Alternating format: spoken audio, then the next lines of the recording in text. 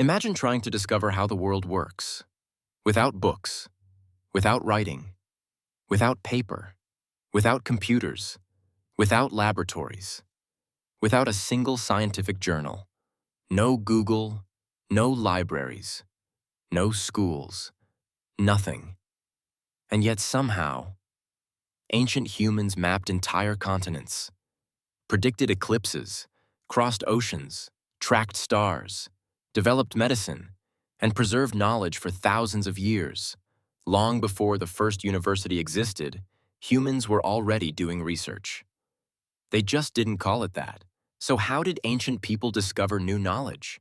How did they remember it? And how did they pass it on without losing it? The answer is stranger than you think, because for most of human history, the human brain was the library. Right now, if you want to know something, you search for it. A few seconds later, the answer appears on a screen. Ancient humans had a problem. Knowledge could disappear. A drought, a war, a dead elder, and an entire generation of information could vanish. So they invented something extraordinary. Stories, songs, ceremonies. At first glance, they look like myths, but many weren't. They were storage devices, human hard drives. And nowhere was this more advanced than Australia. For thousands of years, Aboriginal Australians built what may be the world's largest oral information system. Researchers call them songlines. Imagine a map, except the map is a song. Each verse describes a landmark, a mountain, a river, a waterhole, a valley. As people walked across the land, they sang. And each location triggered another piece of information. Where to find water, which plants were safe, when animals migrated, when certain stars appeared. The landscape itself became a memory palace, a living encyclopedia spread across an entire continent, no books required. Think about that for a moment. Most of us struggle to remember a phone number. These people memorized entire regions.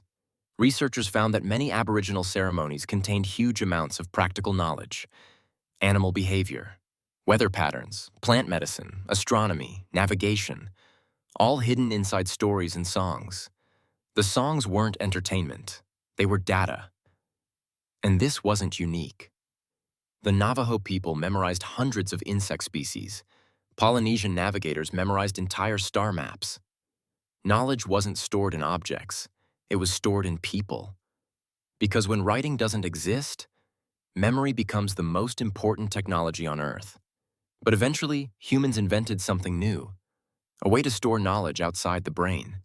And it changed everything. Ancient Egypt looked very different. Instead of songs, they had scribes, professional knowledge keepers. Imagine spending your entire life copying information: medicine, mathematics, astronomy, history, tax records, engineering plans, everything. That was the job of an Egyptian scribe. They trained for years, sometimes decades, learning complex writing systems and mathematics. Most people couldn't read. Scribes could, which made them incredibly powerful. Some were exempt from taxes, others advised kings, because knowledge had become a national resource. One famous document called the Edwin Smith Papyrus contains detailed medical observations and surgical procedures. Not magic, not superstition, actual case studies. Ancient doctors recording injuries, analyzing symptoms, testing treatments, essentially creating one of the earliest medical journals in history. Research had moved from memory to paper. And once information could survive the death of its creator, knowledge began to accumulate faster than ever before. But storing knowledge is only half the problem. The harder question is, how do you know if something is true? Ancient Indian scholars developed a fascinating answer. More than 2,000 years ago, they used a system called Pancha Avyavas, a 5-step method for testing ideas. First came the claim, then the reason, then an example, then application, then conclusion. Claim, evidence, verification. Conclusion. Sound familiar? It should. It's surprisingly close to the logic used in modern scientific arguments. Imagine an ancient physician testing a medicinal herb. Does it work? Why? Can you prove it? Can others repeat the result? The method forced people to connect conclusions to evidence, not just belief. Evidence. Thousands of years before peer-reviewed journals, humans were already creating systems to separate good ideas from bad ones. But nowhere was data collection more extreme than ancient Babylon. Every night, for centuries, Babylonian astronomers looked up and wrote things down, again, and again, and again.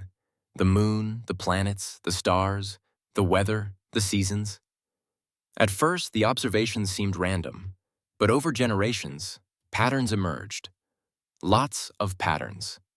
By recording observations on clay tablets, Babylonian scholars created one of the oldest scientific databases in human history. Thousands of observations, collected over hundreds of years. Then they noticed something remarkable. Eclipses repeat. Not randomly, predictably. They discovered a cycle now called the Saros cycle, about 18 years. After that period, similar eclipses return. Think about how incredible that is. No telescope, no satellite, no computer, just centuries of patient observation.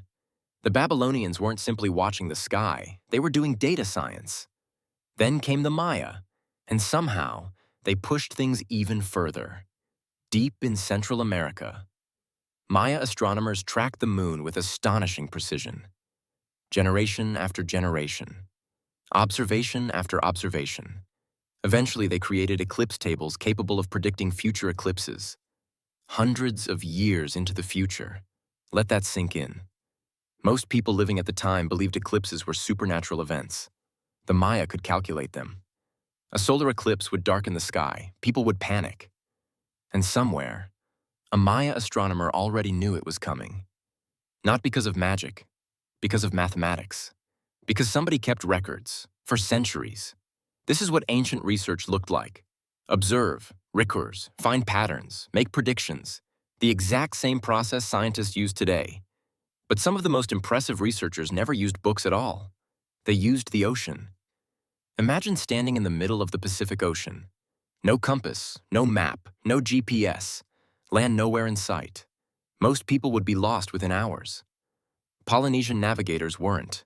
They crossed thousands of miles of open ocean, using memory alone. Stars, clouds, birds, ocean swells. Everything became data. Children spent years learning star paths, sequences of stars that pointed toward distant islands. Some memorized dozens. Others memorized hundreds. Their knowledge was passed through songs and stories, exactly like the Songlines of Australia. The ocean became a textbook. The sky became a map, and memory became the navigation system. Modern technology makes this seem impossible, but they did it. Again and again, for centuries. Now go back even further, long before writing, long before cities, long before civilization itself. Humans were already studying the sky. Inside caves in France, 17,000-year-old paintings show strange patterns of dots. Some researchers believe one pattern matches the Pleiades star cluster, a group of stars still visible today. If they're right, it means prehistoric humans weren't simply painting animals. They were recording observations, creating visual notes about the world around them. Later cultures did the same thing.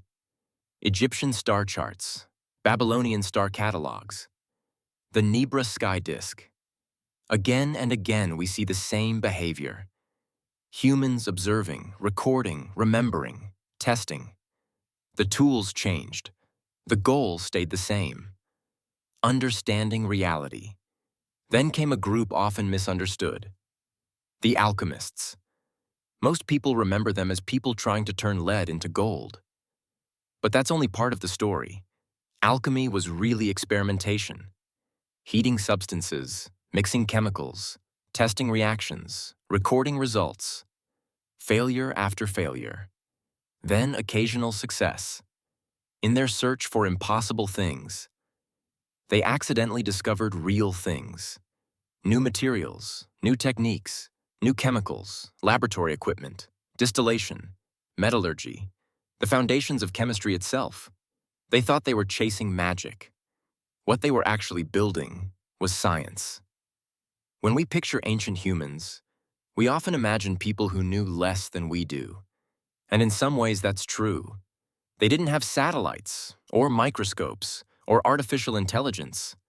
But they had something else. Patience. Generations of patience. The willingness to observe the same stars, the same plants, the same animals, for hundreds of years, long enough to discover patterns hidden in nature. The first researchers didn't wear lab coats. They were storytellers, navigators, scribes, priests, farmers, astronomers, and sometimes people sitting beside a fire looking up at the night sky, wondering, testing, remembering. Because research didn't begin when science was invented. Research began the moment a human looked at the world and asked a simple question: why? And in many ways, we've been trying to answer that question ever since.